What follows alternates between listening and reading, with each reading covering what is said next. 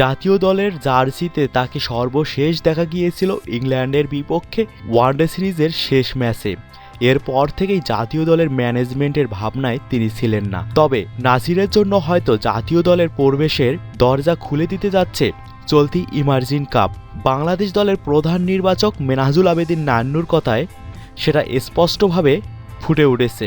তিনি বলেন, নাসির এবং মমিনুলকে আবারও সীমিত ওভারে ফেরাতে চাই, আর সে কারণেই তাদেরকে ইমার্জিং কাপে দায়িত্ব দেওয়া হয়েছে। গতকাল বাংলাদেশ দলের নির্বাচক আরও জানিয়েছিলেন, আসন্ন টি-20 সিরিজের জন্য একজন অলরাউন্ডারকে শ্রীলঙ্কায় পাঠাবে টিম ম্যানেজমেন্ট। নাসির হোসেন নিজেও জাতীয় দলের ফেরার ব্যাপারে আশাবাদী। তিনি এ প্রসঙ্গে বলেন, দলে ফিরতে আমি সর্বোচ্চ চেষ্টা করছি। চেষ্টা যে তিনি বেশ ভালোই করছেন সেটা তার ইমার্জিং কাপের পারফরম্যান্সেই বলে দিচ্ছে। প্রথম ম্যাচে হংকংয়ের বিপক্ষে ব্যাট করার সুযোগ না পেলেও বল হাতে 18 রান খরচায় নিয়েছেন 3 উইকেট। দ্বিতীয় ম্যাচে নেপালের সাথে ব্যাট হাতে ছিলেন অপ্রতিরোধ্য।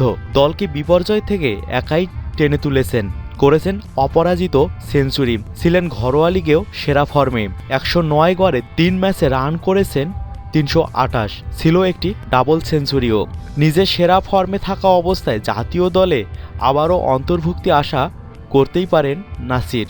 আর প্রধান নির্বাচকের কথায় সেই আশার পালে আরও একটু হাওয়া লাগলো।